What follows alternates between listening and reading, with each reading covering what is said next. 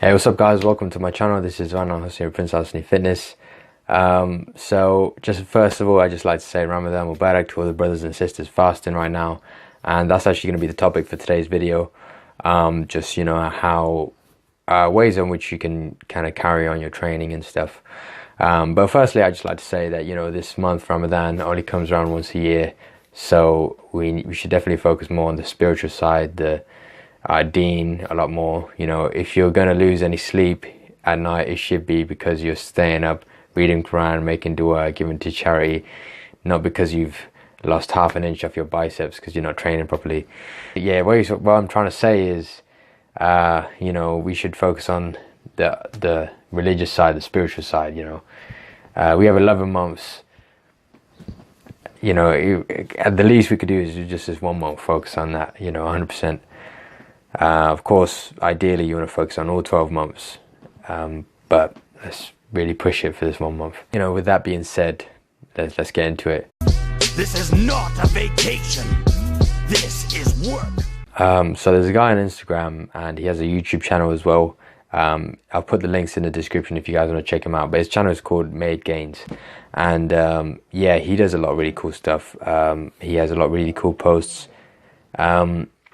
He had this really good one on Ramadan on the topic of that, and I gotta give the guy props. He does a lot of research and he summarizes it really well. But he basically found that he came across a study that showed that you don't really need to do that much to maintain your current fitness, obviously over a short period, maybe like 1 to 4 weeks, which is what Ramadan is.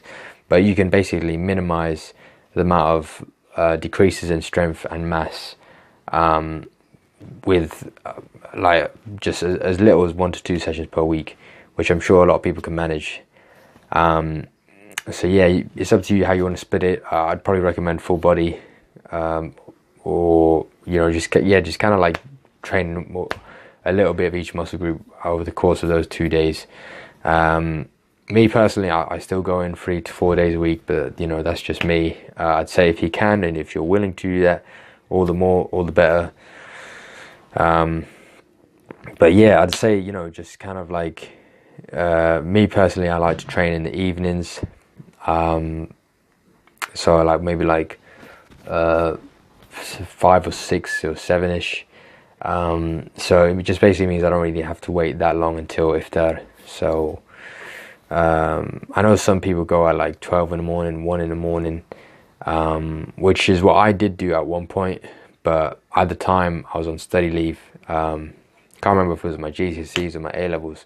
But yeah, I wasn't really in school. I was doing my own revision before the exams, and so I was pretty much nocturnal. I'd sleep during the day, and then at the night time I would be up and I'd revise and I'd read Quran and I would train as well.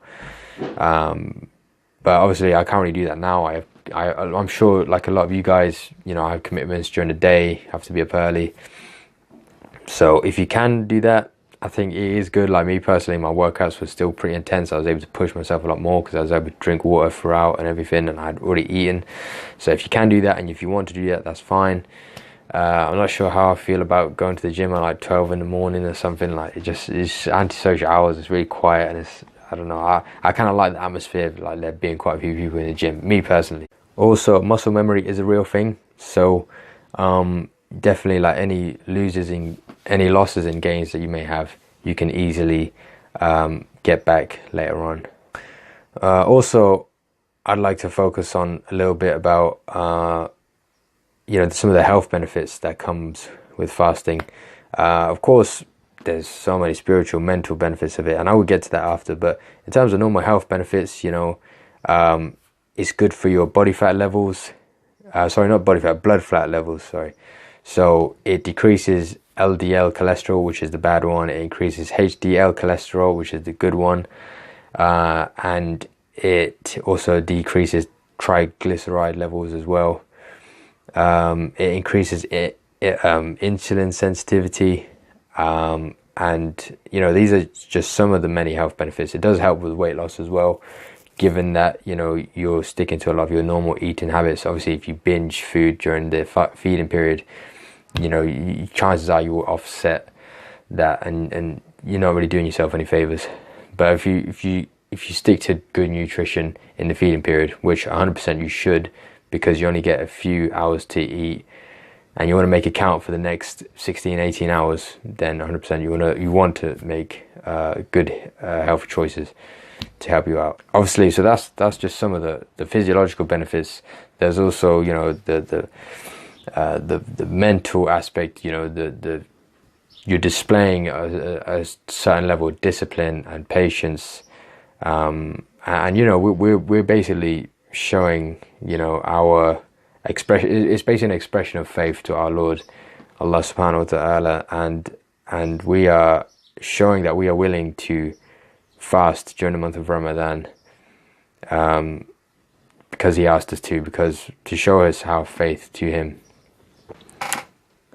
And I mean, another great thing that Made Gains mentioned in his Instagram post was how a lot of like bodybuilders and powerlifters take up to several weeks off a year just to give their bodies and their, you know, things like their joints time to heal. And because obviously you're putting a lot of strain and a lot of stress on your body when you're lifting heavy constantly throughout the year. So you can kind of look at Ramadan as being like a recovery period, you know.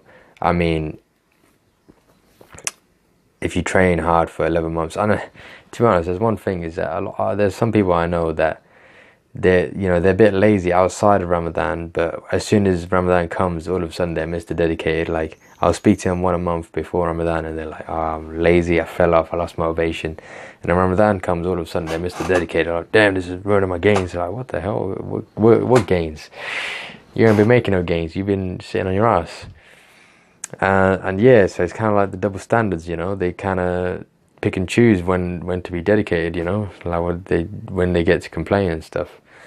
But yeah, for those, and if you're not that, if you're the kind of guy that trains hard 11 months, then, you know, you're calm. You know, you could probably get that back within a very short period after Ramadan, and then progress on after that and constantly get better. I just want to end the video there, guys. Thanks for watching.